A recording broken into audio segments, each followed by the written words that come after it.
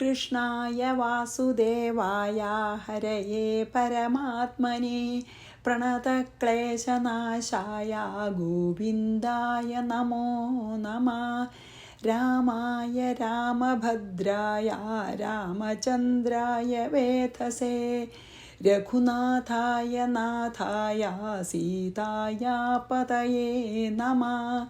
ശ്രീ സീതാലക്ഷ്മണ ഭരത ശത്രുഘ്ന ഹനുമൽ സമേത ശ്രീരാമചന്ദ്രസ്വാമിനേ നമഃ. യത്ര യത്ര രഘുനാഥകീർത്തനം തത്ര തത്ര കൃതമസ്തകാഞ്ജലിം ബാഷ്പവാരി പരിപൂർണലോചനം മാരുതിം നമത രാക്ഷസാന്തകം. അപ്പോൾ നമുക്ക് ഇന്നലെ നമ്മൾ അഹല്യ ഇപ്രകാരം സ്തുതിച്ചു എന്ന് പറഞ്ഞ് നിർത്തിയല്ലേ. അപ്പോൾ നമുക്കിന്ന് അഹല്യ സ്തുതിയാണ്. അഹല്യോ വാച. അത് എത്ര ഭംഗിയാണെന്ന് കണക്കില്ല കേട്ടോ എഴുത്തച്ഛൻ്റെ. അപ്പോൾ നമുക്ക് അതിലത്തെ പ്രസക്തമായിട്ടുള്ള ഭാഗങ്ങൾ മാത്രം എടുത്ത് ചെല്ലാം. കുറച്ച് ലോങ്ങാണ് പിന്നെ എന്താണ് അഹല്യസ്തുതി എഴുത്തച്ഛൻ്റെ. അതുകൊണ്ട് ചില ഭാഗങ്ങളൊക്കെ നമുക്ക് ഇതിൻ്റെ കൂടെ ചെല്ലാം. പക്ഷെ വളരെ ഭംഗിയാണ്. അനവധി ആൾക്കാർ ദിവസേന ചെല്ലും, അല്ലെങ്കിൽ അതിലത്തെ പല വരികളും ദിവസേന ചെല്ലും. അങ്ങനെയൊക്കെയാണ്, അത്ര വിശേഷമാണ്. അപ്പോൾ ഇതിൽ നമുക്ക് അധ്യാത്മരാമായണത്തിലെ അഹല്യോ വാച വെളിച്ചം കുറവ് അഹല്യോ വാച അത് 43-ാമത്തെ ശ്ലോകമാണ് കേട്ടോ. പിന്നെ ഈ 5-ാം സർഗത്തിലത്തെ അഹോ കൃതാർത്ഥോസ്മി ജഗന്നിവാസത്തെ പദാബ്ജ സംലഗ്നരജകണാദഹം സ്പൃശാമി യത് പത്മജശങ്കരാദിഭിർവിമൃഗ്യത്തെ രന്ധിതമാനസൈ സദാ. ജഗന്നിവാസ മീൻസ് ഈ ജഗത്തിൽ മുഴുവൻ നിറഞ്ഞു നിൽക്കുന്ന ഭഗവാനെ. തേ പദാബ്ജ സംലഗ്ന രജഹ കണാത്ത്. അങ്ങയുടെ ഈ പാദധൂളി കളാൽ അഹം കൃതാർത്ഥ അസ്മി, ഞാൻ കൃതാർത്ഥയായി. അങ്ങയുടെ പാദധൂളികൾ കിട്ടിയപ്പോൾ തൊട്ടപ്പോൾ ഞാൻ അഹല്യയുടെ രൂപം എനിക്ക് തിരിച്ചു കിട്ടി, ഞാൻ കൃതാർത്ഥയായി. ആശ്ചര്യം പത്മജശങ്കരാദിഭിഹി. ബ്രഹ്മാവ് പിന്നെ ശിവൻ മുതലായവരാർ രന്ധിതമാനസൈഹി അടക്കപ്പെട്ട മാനസത്തോടെ, അവർക്ക് പോലും ഭഗവാനെ അറിയാൻ കഴിഞ്ഞിട്ടില്ല. യദ് വിമൃഗ്യതേ യാതൊന്ന് അന്വേഷിക്കപ്പെടുന്നുവോ, അതായത് ബ്രഹ്മശങ്കരന്മാരാൽ പോലും അന്വേഷിക്കപ്പെടുന്ന ഭഗവാനാണ് ഇപ്പം എൻ്റെ മുമ്പിൽ വന്നിട്ട് നിൽക്കണതെന്ന് പറയണം. ബ്രഹ്മാവിനും ശിവന് പോലും അന്വേഷിക്കേണ്ടി വരുന്ന ആളാണ്. അങ്ങനത്തെ ഭഗവാനാണ്. തത് സ്പൃശാമി, അതിനെ ഞാൻ സ്പർശിക്കുന്ന, എന്നെ തൊട്ടു. ആ ഭഗവാൻ എന്നെ പാദസ്പർശം, എനിക്ക് പാദസ്പർശം, ആ ഭഗവാന്റെ പാദസ്പർശം ഞാൻ ഏറ്റു. എത്ര ഭാഗ്യമാണെന്നാണ് പറയണത്. പിന്നെ ആദ്യം പറയണത് അതാണ് അഹല്യ. എന്താ പറഞ്ഞത്? ഹേ ജഗന്നിവാസ, അങ്ങയുടെ ഈ പാദധൂളികൾ എന്നെ കൃതാർത്ഥയാക്കി. അങ്ങയുടെ പാദത്തിനെ ബ്രഹ്മശങ്കരാദികായിട്ടുള്ള ദേവന്മാർ പോലും ആഗ്രഹിക്കണു, കാണാനും തൊടാനും ആ പാദസ്പർശം, പാദധൂളികളുടെ സ്പർശം ഏൽക്കാനും അവർ പോലും ആഗ്രഹിക്കുന്നു. അങ്ങനത്തെ ഭഗവാന്റെ പാദസ്പർശമാണ് ഇന്നെനിക്ക് ലഭിച്ചിരിക്കണത് എന്ന് പറയുകയാണ് അല്ലേ. എല്ലാവരെയും അന്തര്യാമിയായിട്ടുള്ള, എല്ലാവരിലും നിറഞ്ഞു നിൽക്കുന്ന ഹേ ജഗന്നിവാസ, അങ്ങയുടെ ആ എന്താണ് പാദപത്മങ്ങളിലത്തെ ധൂളികൾ എന്നെ ഒന്ന് തൊട്ടത് കാരണം എനിക്ക് ശാപമോക്ഷം കിട്ടിയിട്ട് ഞാൻ അഹല്യ തന്നെയായിട്ട് തീർന്നു. ഇപ്പോൾ അങ്ങയുടെ മാഹാത്മ്യം ആശ്ചര്യം തന്നെയാണ്.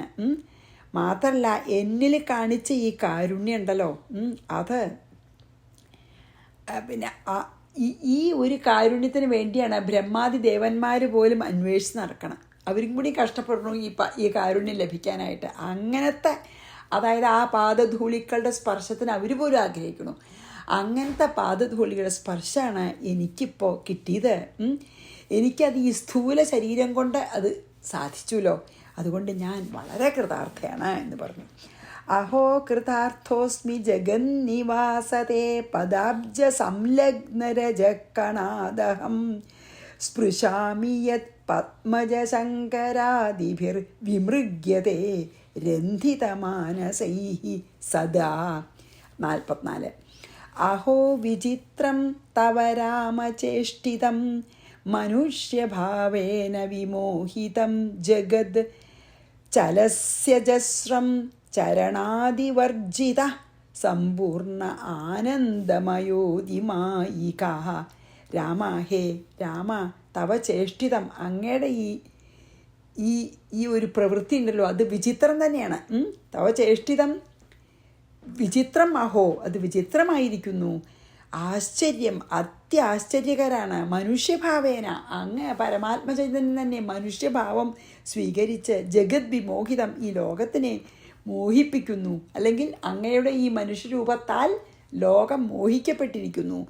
സമ്പൂർണ്ണ ആനന്ദമയ ചരണാധിവർജിത, എങ്ങും നിറഞ്ഞ, സമ്പൂർണനാണ് അല്ലേ, എല്ലാ ദിക്കും നിറഞ്ഞു നിൽക്കുന്ന സച്ചിദാനന്ദ സ്വരൂപനായിട്ടുള്ള, ശരിക്ക് കാലും കയ്യും ഒന്നുമില്ല, നിർഗുണ ബ്രഹ്മാണല്ലോ ഭഗവാൻ. അങ്ങനെയുള്ള ശരിക്ക് കാലും കയ്യും, അതായത് നിർഗുണ ബ്രഹ്മമായിട്ടുള്ള നിഷ്കളം ആയിട്ടുള്ള ആ ഭഗവാൻ, ആ പരമാത്മ ചൈതന്യം സച്ചിദാനന്ദം തന്നെ രൂപം പൂണ്ട അല്ലേ.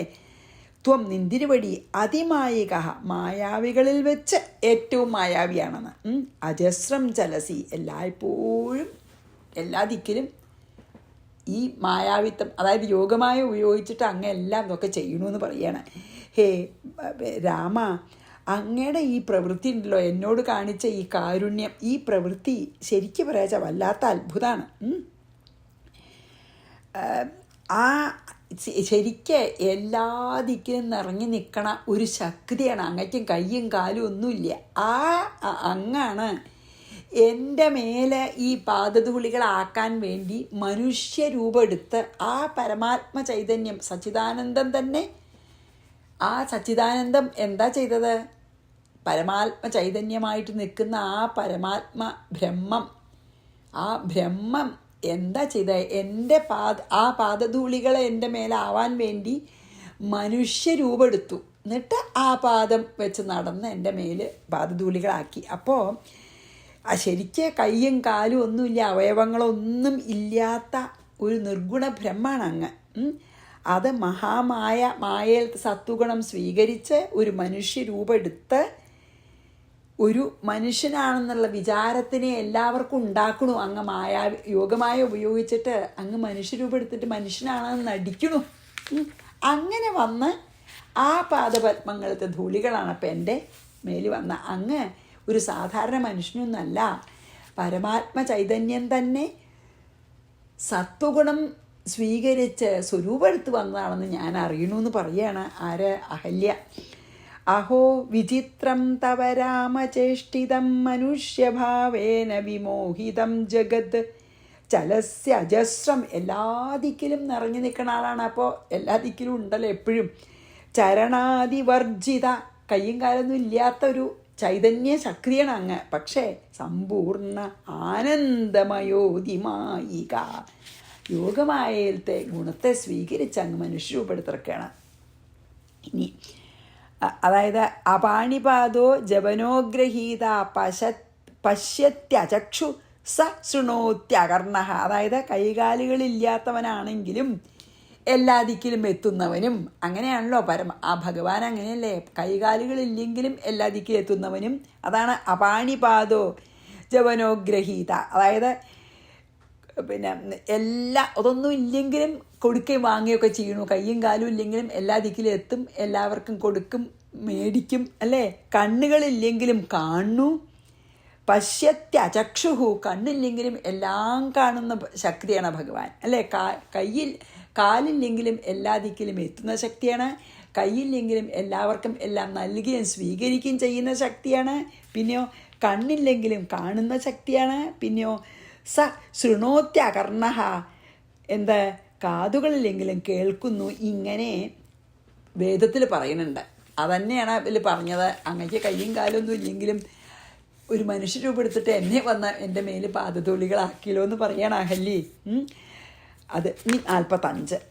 യത് പാദപങ്കജ പരാഗപവിത്രഗാത്ര ഭാഗീരഥി ഭവവിരിഞ്ചി മുഖാൻ പുനാദി സാക്ഷാൽ സ ഏവ മമ ദൃഗ്വിഷയോ യദാസ്തേ കിം വർണ്യതേ മമ പുരാകൃതഭാഗധേയം.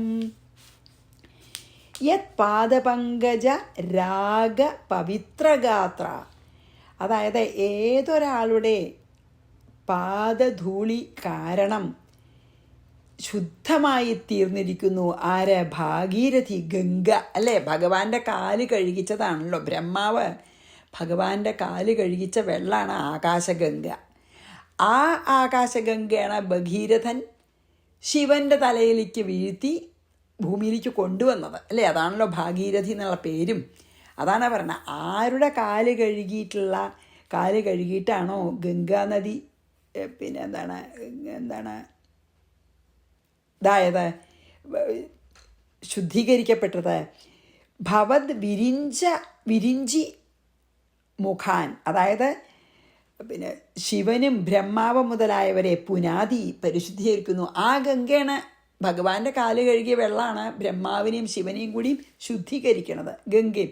സ ഏവ സാക്ഷാൽ, അവൻ തന്നെ പ്രത്യക്ഷനായിട്ട് ആ ഭഗവാനാണ് ഇന്ന് എൻ്റെ മുമ്പിൽ മമ ദൃഗ്വിഷയ, എൻ്റെ ഈ സ്ഥൂലമായിട്ടുള്ള കണ്ണുകൾക്ക് വിഷയമായിട്ട്, എൻ്റെ ഈ സാധാരണ കണ്ണുണ്ട്, ദിവ്യദൃഷ്ടി ഉണ്ടൊന്നുമല്ല, എൻ്റെ ഈ സാധാരണ കണ്ണുകൊണ്ട് കാണാൻ സാധിക്കുന്നവനായിട്ട്, ദൃഗ്വിഷയ എൻ്റെ ദൃഷ്ടികൾക്ക് വിഷയമായിക്കൊണ്ട്, ആസ്തേ യദ് എൻ്റെ മുമ്പിൽ നിൽക്കണു മമ പുരാകൃത ഭാഗധേയം, എൻ്റെ പൂർവജന്മ സുഹൃതം എന്നല്ലാതെ ഞാനിതിനെ എന്ത് പറയും?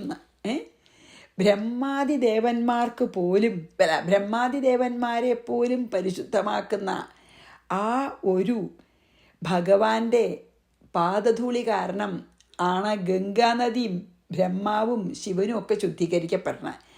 അങ്ങനെയുള്ള ഭഗവാൻ ഇതാ എൻ്റെ കണ്ണുകൾക്ക് വിഷയമായിട്ട് എൻ്റെ മുമ്പിൽ എനിക്ക് കാണാൻ തക്കവണ്ണം, എൻ്റെ സാധാരണ കണ്ണുകൾ കൊണ്ട്, നഗ്ന നേത്രങ്ങൾ കൊണ്ട് കാണാൻ തക്കവണ്ണം ഇതാ എൻ്റെ മുമ്പിൽ വന്ന് നിൽക്കണമല്ലോ. ഇതിലും കൂടുതലൊരു സുഹൃതം എനിക്ക് എന്താണുള്ളത്? എന്തോ പൂർവജന്മ സുഹൃതം കൊണ്ടാണ് ഭഗവാനെ എനിക്കിന്നത് സാധിച്ചത് എന്ന് അഹല്യ പറയാണ്. നമ്മളൊക്കെ പറയണ പോലെ അല്ലേ, എന്തോ പൂർവജന്മ സുഹൃതം കൊണ്ട് എനിക്ക് സാധിച്ചു. അഹല്യ വലിയ പതിവ്രതയായിട്ടുള്ള ഒരു യോഗിനിയാണ് അഹല്യം. എന്നിട്ടും പറയണത് അങ്ങനെയാണ്. എന്താ അറിയുക? പൂർവജന്മ സുഹൃതം കൊണ്ടാണ് ബ്രഹ്മാദിദേവന്മാരെയും ഗംഗയും ഒക്കെ ശുദ്ധീകരിക്കുന്ന, ഗംഗ തന്നെ ഭഗവാന്റെ കാല് കഴുകിയ വെള്ളമാണ്. ബ്രഹ്മാദിദേവന്മാരെ കൂടി ശുദ്ധീകരിക്കുന്ന അങ്ങയുടെ പാദധൂളികൾ ഇതാ, ആ പാദധൂളികൾ ആരുടെയാണോ ആ ഭഗവാനാണ് ഇന്ന് എൻ്റെ ദൃഷ്ടിക്ക് വിഷയമായിട്ട് ഇതാ മുമ്പിൽ, എൻ്റെ നഗ്ന നേത്രങ്ങൾക്ക് മുമ്പിൽ ഇതാ പ്രത്യക്ഷപ്പെട്ടിരിക്കണു. എൻ്റെ എന്തോ പൂർവജന്മ സുഹൃതം കൊണ്ട് മാത്രമാണ് ഇത് എന്ന് പറയാണ്. ഞാൻ അതിനെ അല്ലാതെ എന്ത് പറയും ഞാൻ അതിന് എന്നാണ്. കിം വർണ്യതേ, ഞാൻ അതിനെ എങ്ങനെ വർണ്ണിക്കും ഈ ഭാഗ്യത്തിന്? എന്തോ പൂർവജന്മ സുഹൃതം എന്നാണ് അഹല്യ പറയണ കേട്ടോ. യത് പാദപങ്കജ പരാഗപവിത്രഗാത്ര ഭാഗീരഥി ഭവവിരിഞ്ചി മുഖാൻ പുനാദി സാക്ഷാൽ സ ഏവ മമ ദൃഗ്വിഷയോ യദാസ്തേ കിം വർണ്യതേ, ഞാൻ എങ്ങനെ വിവരിക്കും ഈ ഭാഗ്യം? മമ പുരാകൃത ഭാഗധേയം, പൂർവജന്മ സുകൃതം. മർത്യാവതാരേ മനുജാകൃതിം ഹരിം രാമാഭിധേയം രമണീയദേഹിനം ധനുർധരം പത്മവിശാലലോചനം ഭജാമി നിത്യം ന പരാൻ ഭജിഷ്യേ. ഭഗവാന്റെ ആ രൂപം വർണ്ണിക്കുകയാണ്. വളരെ മനോഹരമാണ്. എന്താണ്? മർത്യാവതാരെ, അതായത് മനുഷ്യാവതാരത്തിൽ മനുജാകൃതി, മനുഷ്യൻ രൂപം പൂണ്ടതും രമണീയദേഹിനം, മനോഹരമായിട്ടുള്ള ദേഹമെടുത്ത് രാമാഭിധേയം, രാമൻ എന്ന പേരും സ്വീകരിച്ച് ധനുർധരം, എന്താ വില്ല് ധരിച്ച് പത്മവിശാലലോചനം, അതായത് താമരേതൾ പോലത്തെ നേത്രങ്ങളോടുകൂടി, അതുപോലത്തെ നല്ല നേത്രങ്ങളോടുകൂടി ഹരിം വിഷ്ണുവിനെ നിത്യം ഭജാമി, ഞാൻ എപ്പോഴും ഭജിക്കുന്നേൻ. പരാൻ ന ഭജിഷ്യേ, അന്യന്മാരെ ഭജിക്കില്ല. എന്താ അഹല്യ പറയണത്? മുമ്പിൽ നിൽക്കണം ഭഗവാനായിട്ട്. പറഞ്ഞു, ഞാൻ ഈ മനോഹരം കമനീയ രൂപം എടുത്തിട്ട് മനുഷ്യരൂപം എടുത്ത് എൻ്റെ മുമ്പിൽ വന്ന ഈ ഭഗവാനെ അല്ലാതെ ഞാൻ വേറെ ആരെയും ഭജിക്കില്ല, ഞാൻ ഭഗവാനെ വീണ്ടും വീണ്ടും ഭജിക്കുന്നു എന്ന് പറഞ്ഞിട്ട് പിന്നെ ഇനി ഈ ഭഗവാനെ അല്ലാണ്ട് ആരെയും ഭജിക്കില്ല എന്നും പറയുന്നുണ്ട്. അതാണ് കണ്ടില്ലേ, അങ്ങനെ പറയുന്നുണ്ട്. അതായത് മനുഷ്യ ശരീരം എടുത്ത് അതികമനീയ രൂപം ഉള്ള മനുഷ്യരൂപം എടുത്തിട്ട് രാമൻ എന്നുള്ള പേര് സ്വീകരിച്ച് വളരെ ഭംഗിയുള്ള നേത്രങ്ങളോട് കൂടി താമര ഇതൾ പോലത്തെ നേത്രങ്ങളോട് കൂടിയിട്ടുള്ള ചാപവും, അതായത് ചാപബാണങ്ങളൊക്കെ ധരിച്ചിട്ടുള്ള ആ വിഷ്ണുവിനെ ഞാൻ നിത്യവും ഭജിക്കുന്നേ, ഞാൻ വേറെ ദേവന്മാരെ ആരും ഭജിക്കണമില്ല എന്ന് പറയാണ്. അപ്പോൾ മർത്യാവതാരേ മനുജാകൃതിം ഹരിം രാമാഭിധേയം രമണീയദേഹിനം ധനുർധരം പത്മവിശാലലോചനം ഭജാമി നിത്യം ന പരാൻ ഭജിഷ്യേ, മറ്റൊരു ദേവനെ ഭജിക്കില്ല എന്ന് പറയാണ് കേട്ടോ. ഇനി നമുക്ക് 47 യത് പാദപങ്കജരജ ശ്രുതിഭിർ വിമൃഗ്യം എന്നാഭിപങ്കജഭവ കമലാസനശ്ച എന്നാമസാരരസികോ ഭഗവാൻ പുരാരി സ്തം രാമചന്ദ്രമനിശം ഹൃദി ഭാവയാമി. യത് പാദപങ്കജരജ, ഏതൊരു ഭഗവാന്റെ പാദധൂളി ശ്രുതിഭിഹി വിമൃഗ്യ, ശ്രുതികളാൽ, അതായത് വേദം കൂടി അന്വേഷിക്കുന്നതാണ്. വേദങ്ങൾ പോലും അന്വേഷിക്കുന്നത് ഏതൊരാളുടെ പാദധൂളികളാണോ, കമലാസന ബ്രഹ്മാവ് എന്നാഭിപങ്കജ ഭവഹാച്ച, ഏതൊരാളുടെ നാഭിയിലാണോ ബ്രഹ്മാവ് ഏതൊരാളുടെ നാഭിയിൽ നിന്നാണോ ബ്രഹ്മാവ് ഉത്ഭവിച്ചത്, ഭഗവാൻ പുരാരിഹി, ആ പിന്നെ അതായത് ഭഗവാൻ ശിവൻ പുരാരി എന്താ, പിന്നെ ഈ പുരങ്ങളുടെ അരി, അതായത് ഇപ്പോൾ ത്രിപുരദഹനമൊക്കെ ചെയ്തുല്ലോ, പുരങ്ങളുടെയൊക്കെ ശത്രു, അതായത് ഇപ്പം ശിവൻ എന്നാമസാരരസിക, ഈ ഭഗവാന്റെ നാമങ്ങൾ വെച്ച് സാരമായ നാമത്തിൽ ഏറ്റവും ഇഷ്ടം ശിവനും വിഷ്ണുഭക്തനാണെന്ന് പറയുകയാണ്. തം രാമചന്ദ്രം, അതായത് ശിവന് ഭഗവാന്റെ നാമങ്ങളിൽ വെച്ച് ഏറ്റവും ഇഷ്ടം രാമ എന്നാണത്രേ. അതുകൊണ്ടാണ് പറഞ്ഞത് ശിവന് എല്ലാ നാമങ്ങളിലും വെച്ച് ആരുടെ നാമമാണോ ഏറ്റവും ഇഷ്ടം, അതാണ് ശ്രീരാമൻ. രാമ എന്നുള്ള നാമമാണത്രേ ശിവന് ഇഷ്ടമായി. അതുകൊണ്ടാണല്ലോ നമ്മൾ പറയൂലോ, കാശിയിൽ പോയി രാമരാമ എന്ന് ജപിച്ച് മരിക്കുകയാണ് വേണ്ടെന്ന് പറയും. കാശിയിൽ പോയിട്ട് നമശിവായ എന്ന് ജപിച്ച് മരിക്കുക എന്നല്ല പറയുക. എന്താ കാരണം വെച്ചാൽ കാശിയിൽ കിടന്ന് മരിക്കേണ്ടത് വളരെ പുണ്യം, പക്ഷേ അവിടെ ശിവനല്ലേ ശരിക്ക്, ഇന്ന് നമശിവായ എന്ന് ജപിച്ച് മരിക്കുമെന്നല്ല അത്രേ പറയുക. എന്താ പറയുക അറിയോ, കാശിയിൽ പോയിട്ട് രാമനാമം ജപിച്ച് മരിക്കാനാണ് ഭാഗ്യം വേണ്ടത്. കാരണം ശിവന് രാമനാമമാണ് ഏറ്റവും ഇഷ്ടം. അതന്നെയാണ് ഇപ്പം ഇവിടെ പറഞ്ഞത്. തം രാമചന്ദ്രം, ആ രാമചന്ദ്രനെ അനിശം ഹൃദി ഭാവയാമി, ഞാനിതാ ഹൃദയത്തിൽ ഭാവിക്കുന്നേൻ, മീൻസ് ഞാൻ സ്മരിക്കുന്നു എന്ന്. അതാണ് പാദോസ്യ വിശ്വഭൂതാനി എന്ന് പറഞ്ഞിട്ട് ശ്രുതി ഒരു വേദവാക്യമുണ്ട്. അതായത് ആരുടെ പാദത്തിൽ നിന്ന് ഉത്ഭവിച്ച ഈ താമരയിൽ പിന്നെന്താണ്, അതായത് ആരുടെ നാഭിയിലാണ് ഭഗവാൻ, അതായത് പാദത്തിൽ നിന്ന് ഉത്ഭവിച്ച വിശ്വരൂപമാകുന്ന താമരയിൽ, അതായത് താമര ലോകം തന്നെയാണെന്ന് പറയൂലോ, അതിൽ വിശ്വത്തിൻ്റെ നിലനിൽപ്പിനും പ്രകാശത്തിനും ഒക്കെ ആധാരമായിട്ടുള്ള ആ ബ്രഹ്മ ഉണ്ടല്ലോ, ആ ബ്രഹ്മത്തിന് ഉപനിഷത്തുകൾ പോലും അറിയാൻ വേണ്ടി ശ്രമിക്കുകയാണ്, വേദം പോലും അറിയാൻ വേണ്ടി ശ്രമിക്കുന്ന, അതാണ് ഇപ്പോൾ സ്വരൂപെടുത്ത് ഇവിടെ വന്നത്. അതായത് ഏതൊരു ഭഗവാന്റെ നാഭിയിൽ നിന്ന് ഉത്ഭവിച്ച താമരയെന്നാണ് ബ്രഹ്മദേവൻ വന്നത്. അതുകൊണ്ടാണല്ലോ ബ്രഹ്മദേവന് കമലാസനൻ എന്നുള്ള പേരെന്നെ. അതായത് കമലമാണ് ബ്രഹ്മദേവൻ്റെ, അതായത് താമരയാണ് ബ്രഹ്മദേവൻ്റെ ഇരിപ്പിടം. അതാണ് കമലാസനൻ എന്ന് പേര് കരാൻ. ആ പത്മം എവിടുന്ന് പത്മാസനൻ എന്നും കമലാസനൻ എന്നൊക്കെ പേര് വരാൻ കാരണം ബ്രഹ്മാവിൻ്റെ ഇരിപ്പിടം ഒരു താമരയാണ്. ആ താമര എവിടുന്നാ വന്ന്, ഭഗവാന്റെ നാഭിന്ന് അല്ലേ.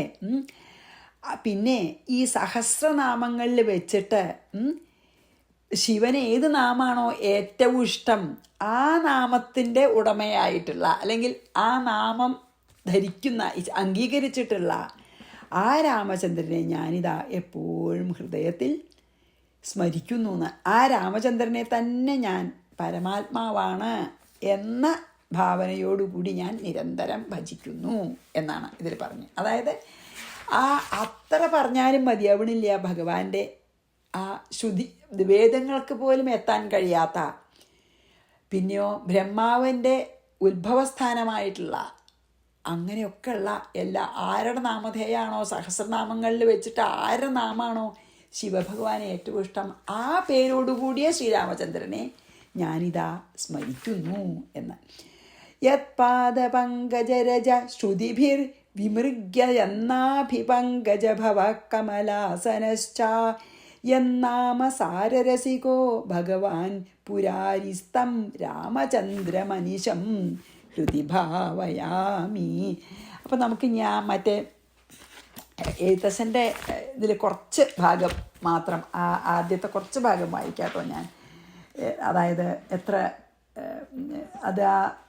ഞാൻ പണ്ട് ചെയ്ത പുണ്യെന്നൊക്കെ പറയണത് ഇതിൽ പറയുന്നുണ്ട്. എന്താ അറിയോ?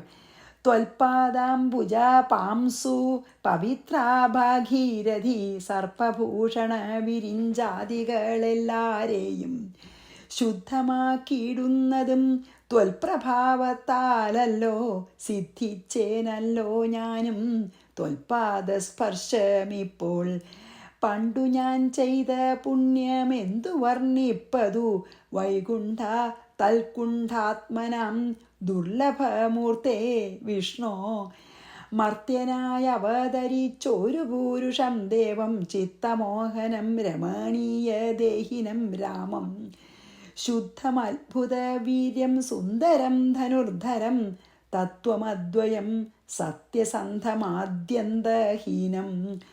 നിത്യമവ്യയം ഭജിച്ചിടുന്നേനിനി നിത്യം ഭക്തിയൈവ മറ്റാരെയും ഭജിച്ചിടുന്നേനില്ല. ശരിക്കിത് തന്നെയാണ്, അതന്നെയാണ് എഴുത്തച്ഛൻ പറയണതേ. യാതൊരു പാദാംബുജമാരായുന്നിതു വേദം യാതൊരു നാഭി തന്നിൽ ഉണ്ടായി വിരിഞ്ചനും. യാതൊരു നാമം ജപിക്കുന്നിതു മഹാദേവൻ ചേതസാ തൽസ്വാമിയെ ഞാൻ നിത്യം വണങ്ങുന്നേൻ. ഇപ്പം നമ്മൾ പറഞ്ഞ തന്നെ മലയാളത്തിൽ പറഞ്ഞു ആര്? പിന്നെ എഴുത്തച്ഛൻ. നമ്മളെ വ്യാസൻ സംസ്കൃതത്തിൽ പറഞ്ഞത് നമ്മൾ വായിച്ചു. എന്തൊരു ഭംഗിയാണ് അല്ലേ! അത്ഭുതമാവും. പിന്നെ എഴുത്തച്ഛൻ്റെ ആ ഒരു നമുക്ക് അത്ര ഒരു പിന്നെ പരിചിതമാണല്ലോ. ഞാൻ അതിലത്തെ കുറച്ച് വരി ഞാൻ പിന്നെ ഇവിടെ ആദ്യം അമേരിക്കയിൽ വന്നപ്പോൾ എനിക്ക് വളരെ ഹോം സിക്കായിരുന്നു. അപ്പോൾ അതിലത്തെ കുറച്ച് വരികൾ ഞാൻ, അത് ആയിട്ടില്ല കേട്ടോ, എത്തിയിട്ടില്ല. അതിലത്തെ കുറച്ച് വരികൾ ഞാൻ ബൈഹാർട്ടാക്കി ചെല്ലാറുണ്ട്. അത് ഞാൻ ഇപ്പം ചെല്ലാട്ടോ. അത് നല്ല അസൽ പ്രാർത്ഥനയാണ് എല്ലാവർക്കും. അതായത് എത്ര കുത്രാബി വസിച്ചിടിലുമെല്ലാ നാളും പൊൽത്തളീരടികളിൽ ഇളക്കം വരാതൊരു ഭക്തിയുണ്ടാക വേണമെന്നൊഴിഞ്ഞപരം ഞാൻ അർത്ഥിച്ചിടുന്നേയില്ല. നമസ്തേ നമോ നമ. കുറച്ച് കഴിഞ്ഞിട്ടാണ് കേട്ടോ അത് വരുന്നത്. അതായത് എവിടെ ജീവിച്ചാലും വേണ്ടില്ല. അപ്പം എനിക്ക് അന്നൊക്കെ ഭയങ്കര പിന്നെ ഹോം സിക്കായിരുന്നു. അപ്പോൾ ഞാൻ ഈ ഒരു വരി കണ്ടപ്പോൾ രാമായണം വായിക്കുമ്പോൾ അത് ഞാൻ ബൈഹാർട്ടാക്കി ചെല്ലിയിരുന്നു. ഇപ്പം ചെല്ലണില്ല കേട്ടോ അത്. പക്ഷെ അന്നൊക്കെ ചെല്ലിയിരുന്നു. എത്ര കുത്രാബി വസിച്ചിടിലും എല്ലാ നാളും, എവിടെ താമസിച്ചാലും എവിടെ ഇരുന്നാലും എല്ലാ ദിവസവും പൊൽത്തളീരടികളിൽ ഇളക്കം വരാതൊരു ഭക്തിയുണ്ടാക വേണം എന്നൊഴിഞ്ഞപരം ഞാൻ, എനിക്ക് എവിടെ ഇരുന്നാലും ഭക്തി നൽകണേ എന്നൊഴിഞ്ഞപരം ഞാൻ അർത്ഥിച്ചിടുന്നേയില്ല. നമസ്തേ നമോ നമ. എന്ത് രസമാണല്ലേ! നമ്മൾക്ക് ശരിക്കും ഭഗവാനോട് വർത്തമാനം പറയാൻ തക്കവണ്ണാണ് ശരിക്ക് എഴുത്തച്ഛൻ ഈ രാമായണത്തിലത്തെ പല ഭാഗങ്ങളും നമുക്ക് അങ്ങനെ തോന്നും. അത്ര നല്ലതാണ്. ഇനി കുറച്ച് കഴിഞ്ഞാൽ നമുക്കിതുപോലെ ചെല്ലാൻ വല്ല ഇതുള്ളതാണ്. കൗസല്യ ശ്രീരാമൻ വനത്തിലേക്ക് പോകുമ്പോഴേ പറയണത് എന്താണ്? പ്രാർത്ഥിക്കണത് അവസാനം സമ്മതമായിട്ട് പോയി വരാൻ പറയുമ്പോൾ ശ്രീരാമന് വേണ്ടി പ്രാർത്ഥിക്കുന്നത്. അവിടെ എത്തുമ്പോൾ നമുക്കതും പറയാം. തൽക്കാലം നമുക്കപ്പോൾ ഇവിടെ നിർത്താമെന്ന് എനിക്ക് തോന്നുന്നു. അപ്പോൾ നമ്മളേതാ ചൊല്ലിയത്? അതെ, 47 കൂടി നമ്മൾ ചെയ്തു അല്ലേ? 47 കൂടി ചെയ്തു. അപ്പം ഞാൻ ഇന്നിവിടെ നിർത്താം. ഈ അഹല്യസ്തുതി കുറച്ചും കൂടിയൊക്കെ ഉണ്ട് കേട്ടോ. അത് നമുക്ക് നാളെ 48 തൊട്ട് കണ്ടിന്യൂ ചെയ്യാം. 47 വായിച്ചിട്ട് നിർത്താം. യത്പാദ പങ്കജരജ ശ്രുതിഭിർവിമൃഗ്യം യന്നാഭിപങ്കജ ഭവ കമലാസനശ്ച യന്നാമസാരരസികോ ഭഗവാൻ പുരാരിസ്തം രാമചന്ദ്രമനിശം ഹൃദി ഭാവയാമി.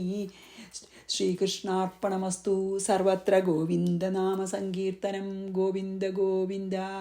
ശ്രീ സീതാലക്ഷ്മണ ഭരത ശത്രുഘ്ന ഹനുമൽ സമേത ശ്രീരാമചന്ദ്രസ്വാമിനേ നമ. ഗുരുവായൂരപ്പാ ശരണം.